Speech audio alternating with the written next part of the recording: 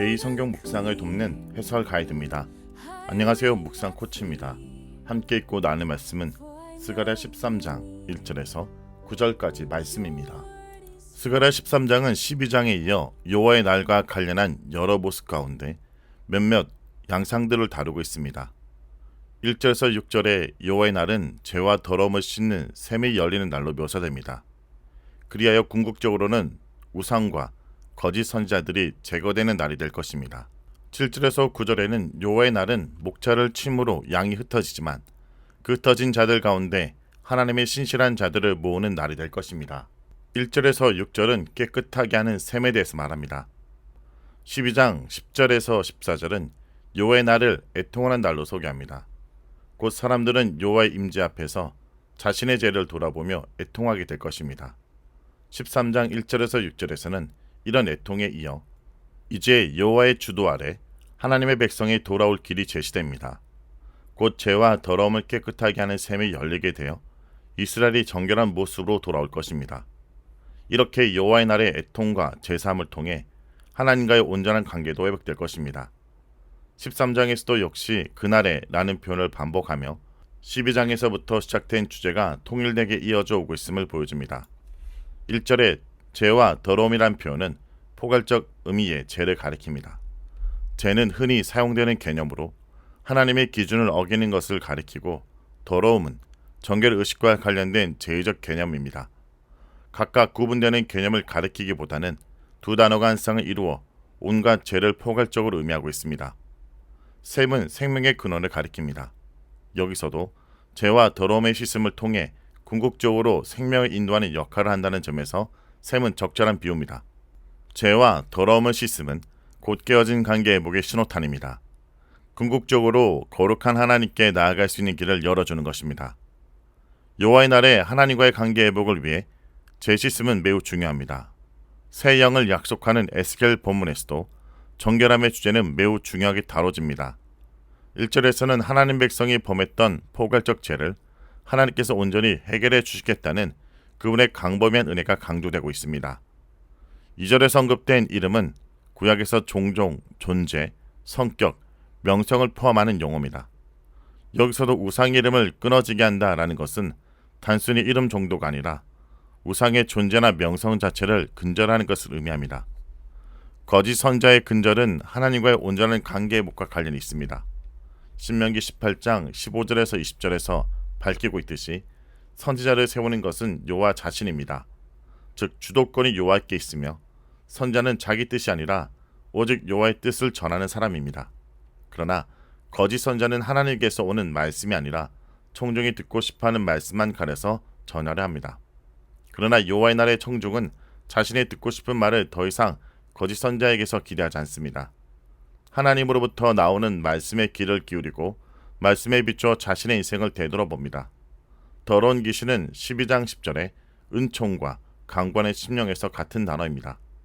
그러므로 귀신이라기보다는 사람의 영을 가리키는 것으로 이해할 것입니다.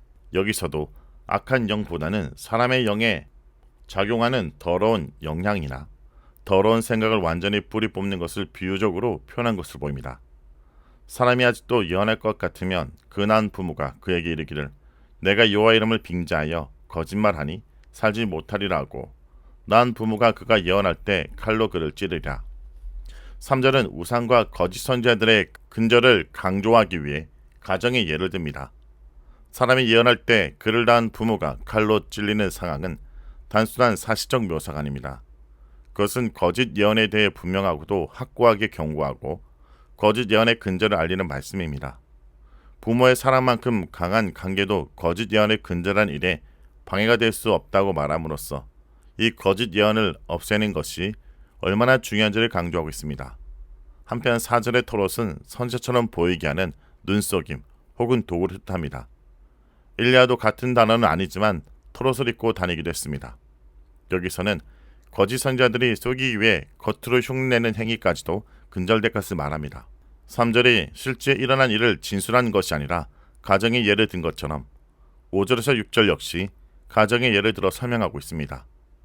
6절에 내 두 팔 사이에 있는 상처는 아마도 거짓 선지자들이 신의 뜻을 구하기 위해 자해에서 생긴 상처를 가리킬 것입니다. 바알 선지자들이 간구한 바를 얻기 위해 자해하는 모습이 성경에도 나옵니다. 상처를 물어보는 것은 내가 거짓 선지자가 아니냐라고 묻는 것입니다. 이렇게 볼 때 친구 집에서 난 상처라고 하는 것은 어불성설입니다. 나는 거짓 선지자가 아니라고 거짓을 핑계대는 것에 대해 불과합니다. 이는 거짓 선지자들이 공공연하게 배척될 것을 보여주는 예언입니다. 7절에서 9절은 양을 흩으시는 내용입니다. 7절에서 9절은 갑작스럽게 목자에 대한 심판의 내용이 나오는 듯합니다. 그러나 12장부터 이어지는 맥락을 고려하면 여호와의 날은 여호와 앞에 진정한 하나님의 사람과 그렇지 않은 사람이 구별되는 날이기도 함을 보여줍니다. 여호와의 날은 구원의 날이기도 하지만 애통과 재씻음의 날이기 때문입니다. 여기서 여호와의 날은 양을 흩어서 그 가운데 남은 자를 세우는 날이라고 말씀하고 있습니다. 만군의 여호와가 말하노라. 가라 깨어서 내 목자 내 짝된 자를 치라. 목자를 치면 양이 흩어지려니와 작은 자들 위에는 내가 내 손을 들이우리라. 7절의 첫 표현인 칼은 이미 11장 7절에서도 심판의 도구로 언급된 바 있습니다. 여기서도 심판의 인생이 매우 강렬할 것임을 전달하고 있습니다. 칼이 목자를 치고 그로 인해 양들이 흩어지는데 강렬한 칼의 이미지로 시작해서 급박하게 양이 흩어지는 과정을 묘사하고 있습니다. 목자는 스가랴 선지자가 상징적 행동을 통해 수차례 보여주기도 했으며 이스라엘의 지도자를 계속해서 가리켰습니다. 여기서도 역시 목자를 치는 행위는 양을 흩는 과정을 보여주는 역할을 합니다. 내짝된 자의 내짝은 건장하고 젊고 강한 사람을 가리킵니다. 이는 심판의 칼과 대조를 이룹니다. 동시에 역설적으로 칼의 심판이 강력할 것임을 보여줍니다. 8절에서 선자는 이 온 땅 3분의 2는 멸망하고 3분의 1은 남을 것이라고 합니다. 여기서 3분의 1에 대한 언급은 에스겔 5장 2절을 연상시키기도 합니다. 3분의 1이라는 표현은 연단을 통해 하나님 백성으로 남게 된 남은 자를 가리키는 표현으로 이해할 수 있습니다. 또한 8절에서 9절의 묘사는 역사적으로 성취될 사건이라기보다는 종말론적으로 여호와의 날에 성취될 일반적 묘사로 이해할 수 있습니다. 이처럼 신실하지 못한 자들에게 여호와의 날은 심판의 날이 되지만 신실한 남은 자들에게 여호와의 날은 연단을 통해 받는 구원의 날이 될 것입니다. 한편 8절에 멸망하고 라는 표현은 언약과 관련된 의도적 사용이라 할 수 있습니다. 문자적으로는 자르다 라는 의미를 지니지만 맺다 라는 뜻으로도 사용됩니다. 언약을 어길 경우 처하게 될 사항을 동물의 쪼개짐을 통해 보여주듯이 이제 언약을 어긴 자들도 이와 같은 심판의 운명에 처하게 됩니다. 9절에서는 남는 3분의 1을 불 가운데 던져 은같이 연단하여 시험할 것이라 합니다. 그리고 그들은 내 이름을 부를 것이라고 합니다. 여기서 부른 말은 사랑의 기호와 같습니다. 즉 내 이름을 부르르니 라는 것은 하나님과의 온전한 관계 회복과 소통을 의미합니다. 다시 말해 온전한 여호와의 백성으로 거듭나게 됨을 보여주는 종말론적 구원의 표지입니다. 또한 하나님이 내 백성이라 하시고 이스라엘이 여호와는 내 하나님이시라 한다라는 것은 전형적으로 하나님과 그 백성의 친밀한 관계, 깨어진 언약이 다시금 회복됨을 표현합니다. 성도 여러분, 스가랴 말씀은 이전에 이스라엘 백성에게만 주어지는 말씀이 아닙니다. 이 말씀은 지금 이 시대를 살아가는 우리에게도 동일하게 적용됩니다. 우리는 여전히 우리를 지배하려는 거짓 우상들과 싸우고 있고 죄와 더러움이라는 근원적 문제로 고통받고 있습니다. 하지만 소망이 있습니다. 하나님께서 이미 죄와 더러움을 씻는 샘을 열어주셨기 때문입니다. 그 샘은 바로 예수 그리스도 십자가입니다. 여러분 지금 어디 있습니까? 혹시 우리 스스로 힘으로 죄 문제를 해결하고 애쓰고 있지는 않습니까? 우리의 내면에 숨어있는 거짓된 우상과 위선을 외면하고 있지는 않습니까? 이제 그 모든 짐을 내려놓고 예수 그리스도께 나가기 원합니다. 그분은 우리를 위해 이미 심판의 칼을 맞으셨습니다. 그리고 그 보혈은 지금도 우리의 영혼을 정결하기에 충분합니다. 연단의 불길 속에도 좌절하지 마십시오. 하나님은 그 불을 통해 우리를 진짜 하나님 백성으로 만들어 가십니다. 우리의 유일한 소망은 이 샘에 뛰어드는 것입니다. 그 샘에 몸을 던져 우리의 모든 죄와 더러움을 씻고 고통스러운 연단 속에도 여호와는 내 하나님이십니다 라고 고백하는 것입니다.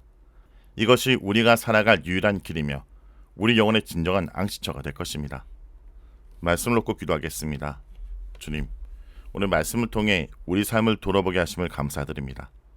우리가 삶의 많은 문제 속에 허우적거리지만 사실 우리의 가장 깊은 문제는 죄와 더러움이라는 것을 깨닫습니다.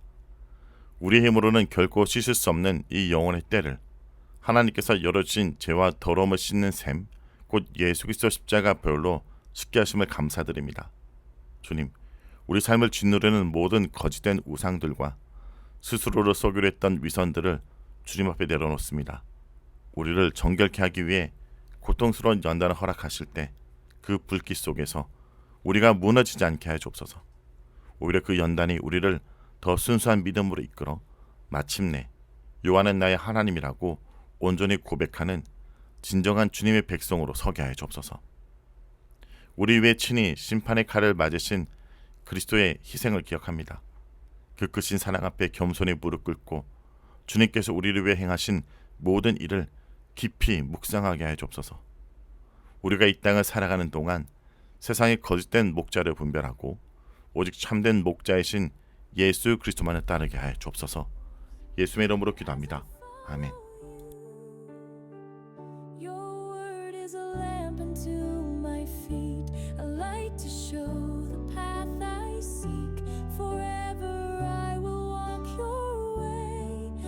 Your truth to guide each day.